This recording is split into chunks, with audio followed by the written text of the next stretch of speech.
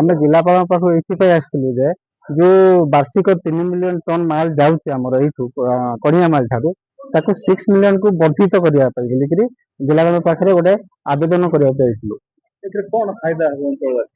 ଆମ ଅଞ୍ଚଳରେ ବହୁତ ଗୁଡା ଯୋଉ 3 ମିଲିୟନ ଟନ ବି ଚାଲିକିନା ବହୁତ ଗୁଡାଏ ଗାଡି ଚାଲିଛି, ବହୁତ ଗୁଡାଏ ମାଲିକ ଅଛନ୍ତି, ଛୋଟ ମୋଟ ଲୋକ ଏମିତି ବହୁତ ମାନେ ନିଜ ପଇସାରେ ଗାଡି କିଣିକିରି ଗୋଟେ ଦିଟା ଗାଡି କରିକି ମଧ୍ୟ ତାଙ୍କେ ମାଲ ବୋହୁଛନ୍ତି।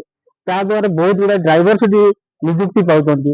ଡ୍ରାଇଭର ସହିତ ସହିତ ଅଞ୍ଚଳରେ ଯେତିକି ପାଠ ନ ପଢିବା ପିଲା ଯୋଉ ହେଲ୍ପର ଆକାରରେ ମଧ୍ୟ ସେଠି ଜଏନ ହେଇକିରି ତାଙ୍କ ନିଜ ପେଟ ପାଟଣ ମଧ୍ୟ କରିପାରୁଛନ୍ତି। ଆଉ ସେ କମ୍ପାନୀ ଯୋଉ 3 ମିଲିୟନ ଟନ ନଉଛି ସେ ଅଞ୍ଚଳରେ ବହୁତ ଗୁଡାଏ ବିକାଶ କାମ ମଧ୍ୟ କିଛି କିଛି ଭାବରେ କରିକି ଆସୁଛି। ଆମେ ଭାବୁଛୁ ଯେ 6 ମିଲିୟନ ଟନ ଯଦି ଆହୁରି ନବ ତ ଆମର ଆହୁରି ଅଧିକ ଉନ୍ନତ ହବ ବୋଲି ଆମେ ଚିନ୍ତା କରୁଛୁ। ଆଜ୍ଞା ଖଣି ତ ଏମପିରେ ମଧ୍ୟ ସରୁଛି, 3 ମିଲିୟନ ଟନ ନେଲେ ମଧ୍ୟ ତ ସରୁଛି, କିନ୍ତୁ ଯଦି କମ୍ପାନୀ ଯଦି 6 ମିଲିୟନ ନବ ଆମର ଆହୁରି ଅଧିକ ଆମ ଅଞ୍ଚଳରେ ଅଧିକ ଉନ୍ନତ ହବ ବୋଲି ଆମେ ଭାବୁଛୁ। ଆମେ ଆଇଛୁ ଏଇଟା ଲକ୍ଷ୍ମୀପୁର, ତୟାପୁର, ତାପରେ ଆମର ଓଡିଆ ପେଣ୍ଠ ଏସବୁ ଜିପିରୁ ଆମେ ଆସିଛୁ ଆଉ।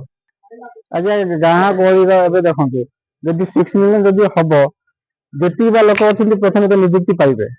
ସେକେଣ୍ଡଲି ଯୋଉ ଶିକ୍ଷା କ୍ଷେତ୍ରରେ ଯୋଉ ଆମ ପିଲାମାନଙ୍କର ଯୋଉ କମ୍ପାନୀର 6 ମିଲିୟନ ନବ ସିଏ ତାର ଇନଫ୍ରାଷ୍ଟ୍ରକ୍ଚର ଉପରେ ଇଏ ଦବ, ଏଜୁକେସନ ଉପରେ କିଛି ମାନେ ଉନ୍ନତ କରିବ ବୋଲିକି ଆମେ ଆଶା ରଖିଛୁ। ଆଜି କାହିଁକି ଜିଲ୍ଲାପାଳଙ୍କ ପାଖକୁ ଆପଣ ଆସିଥିଲେ?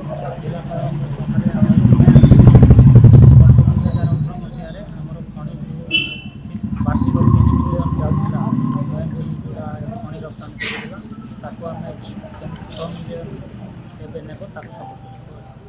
ଆଚ୍ଛା 3 ମିଲିୟନରୁ 6 ମିଲିୟନ ନେଲେ କ'ଣ ଲାଭ ହେବ ଅଞ୍ଚଳବାସୀଙ୍କୁ? ଅଞ୍ଚଳବାସୀଙ୍କର ଦେଖନ୍ତୁ ଅନେକ ଗାଡ଼ି ମାଲିକମାନେ ଅଛନ୍ତି, ସେମାନେ ବଞ୍ଚିବେ।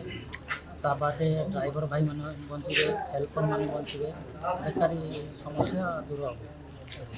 କାରଣ ହେଲା ଦେଖନ୍ତୁ ଆମର ଏରିଆରେ ଆଦିତ୍ୟ ଆଲୁମିନା ବୋଲିକି କଂସାରୀ କାରଖାନା ଅଛି, ସେଇଠି ଲୋକାଲ ଲୋକମାନଙ୍କର କିଛି ବି ନିଯୁକ୍ତି ସେଠି ହେଇପାରୁନି। ଯାହା ଅଛି ବାହାର ଲୋକ ଆସିକି ସେଠି କାମ କରୁଛନ୍ତି। ତ ଗୋଟେ ଡ୍ରାଇଭର ଭାଇ ସେଠି କମ୍ପାନୀରେ ଗାଡ଼ି ଚଲେଇ ବୋଲିକି ତାକୁ ଡ୍ରାଇଭରର ସୁଯୋଗ ଦିଆଯାଇପାରୁନି।